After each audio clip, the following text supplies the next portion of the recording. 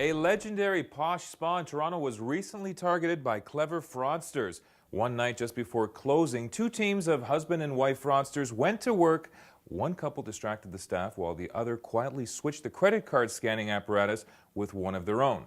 The next 216 people that used a credit card at the spa were bilked out of $500,000. Money that the fraudsters then used to finance a lavish lifestyle and even set up their own business. These fraudsters have been caught and are awaiting trial. And how about the story of the Delaware pizza parlor operator that actually convinced his employees to stage a burglary on his own business? He used the fraudulently obtained insurance money to pay his employees their back wages. I don't believe he took into consideration bail money.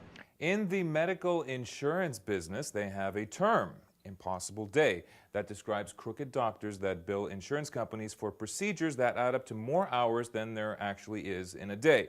Recently, a Winnipeg chiropractor allegedly bilked insurers out of over $400,000, and when he was caught, he was awaiting another $85,000 in illegal payments. This chiropractor bilked insurers for hundreds of impossible days. A scam that has been tearing through North America over the last few years involves fraudsters selling franchises to fast food restaurants that are or seem legitimate. The franchisee is told that he can expect fast and enormous returns on his investment. The scammers take a huge franchise fee, then leave the buyer with an all but worthless franchise. Remember, a lot of scams can be avoided by just doing a little background checking on your own. There you go. And what would a top 10 fraud story piece be without an update on current fraud record holder Bernie Madoff? We heard of his incredible list of victims, but wait until you hear this. It seems that another on his list of victims also includes one Ira Sorkin. Just so happens to be one of the lawyers defending Madoff. And there was also a number of Canadian victims, 14 so far, 6 from Ontario, 7 from Quebec, and 1 from Nova Scotia. The list seems endless. The saga continues. We'll keep you updated.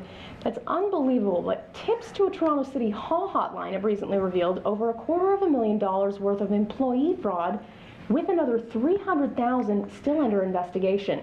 There are 9 employees currently under investigation for everything from bilking the city out of almost $50,000 in phony overtime to taking kickbacks for fixing parking tickets. There will be a lot more to come on this story, as it seems what has been uncovered thus far is just the tip of the iceberg. In Brampton, Ontario, 5 men have been arrested after being caught perpetrating an elaborate fraud involving using false identities to lease high-end luxury vehicles. The fraudsters then sold the cars to unsuspecting buyers in places like Dubai and Saudi Arabia. It was reported that in 2008, just over 160,000 cars were stolen in Canada, with an estimated 20,000 of them being shipped overseas. How is this for a dumb fraudster? A woman in San Francisco who held a trusted position at the Stanford Medical Center needed to decorate her new home, but she didn't have the money to do it. She decided to access the credit card info of some of the doctors she worked with and charged items to their cards.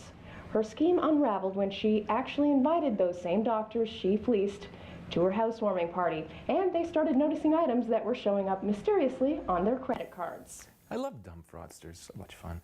A new form of fraud that is snaking its way out of Nigeria involves stealing internet and telephone services from the deaf and mute. This is how it works. Using Internet Relay, the deaf and mute are able to place telephone calls over the internet by sending and receiving text that is relayed by an operator. Using email harvesters, fake credit card number generators, and website cloning and free international telephone long-distance services, these Nigerian 419ers are now stealing, get this, from the handicapped as well. Beware of a form of travel fraud that is out there now across Canada. It involves fraudsters getting you to join a travel club. You're offered $100 in taxi fare to come and go from hotel demonstrations that showcase 4 or 5 luxury resorts that you buy 1,000 nights in. You sign a long-term contract that allows you to spend these nights at any of these resorts, spread over several years of the membership. You pay a membership fee that can be as high as $12,000, plus another $800 or $900 for administration fees.